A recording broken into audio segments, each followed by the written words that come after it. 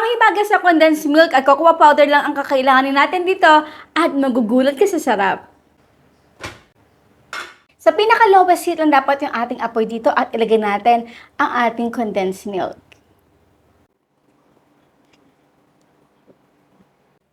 At sa pagluto naman ito ay kailangan talagang mainit lang yung ating condensed milk at huwag natin ito masyadong papakuluin.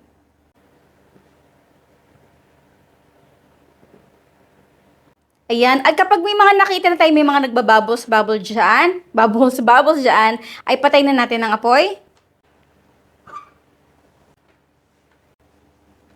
Next, ito ha, wala na tayong apoy dito. Ang gagawin naman natin dito ay ilalagay natin natin ang cocoa powder dito sa ating condensed milk na ini-strain natin para hindi ito mag-form ng mga lumps dito o buo-buo sa ating mixture. Then, haluin natin. At dito nga pala sa ating condensed milk ay dahan-dahan natin dito ilagay yung ating cocoa powder. So I suggest na talagang paunti-unti lang yung ating ilalagay ng cocoa powder para matansya natin or hanggang sa maging malapot na ito na katulad na nakikita nyo.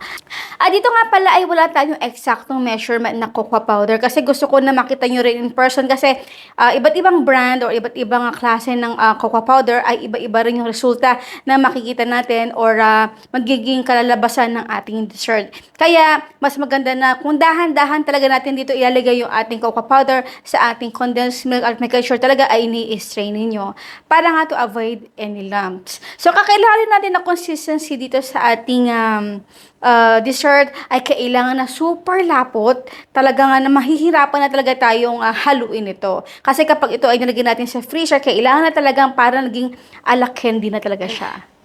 Yan, at malapot na yung ating mixture at tamang-tama na ito para sa ating next step. Bango, guys.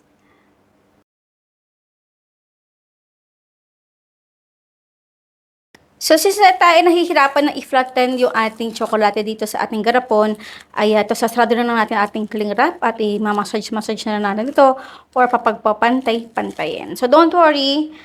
At hindi naman yan didikit mamaya, matatanggal din naman yan. Ayan. At kapag na-flat na natin ito, ay ilalagay natin ito sa ref for minimum 2 to 4 hours.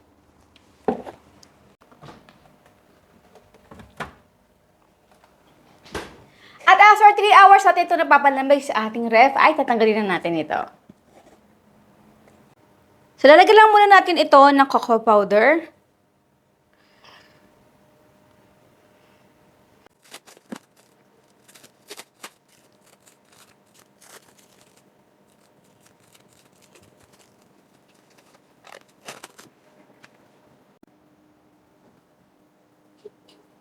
Yan. So, ito ay hihiwain natin.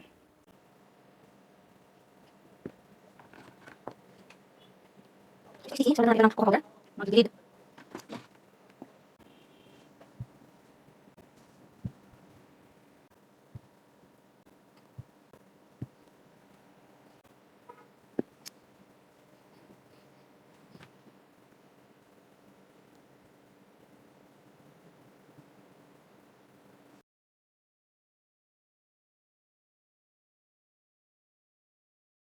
Okay, so nag-decide ako na maliliit na square na lang yung aking gawin. Tignan nyo, napakaganda. Para bite size, di ba? And now it's done! Our chocolate truffles. Aba, syempre ito hindi mawawala. Ang tanong ni Mama Shirley, ano yung dalawang main ingredients na ginamit natin dito sa paggawa ng napakasarap na dessert or panghimagas? Ang inyong sagot syempre sa comment box section. Tara na, wala na pa tumpig-tumpig pa at kain po tayo. Ako guys, pasensya na. This time, at nasira talaga yung aking mic. Habang hindi ko talaga napansin yung mic ko ay hindi pala naka-on. Pero guys, napakasarap nito. Melt in your mouth. At talaga namang yung kanyang texture talaga namang malambot at hindi siya mapakla. At tama-tama lang yung tamis dahil nagbabalance yung tamis ng condensed milk at yung pinakapakla or paet ng ating cocoa powder. So ayan po guys, maraming po salamat sa inyo lahat. Again, ang ating outro. Keep safe, be healthy, and be happy. Bye!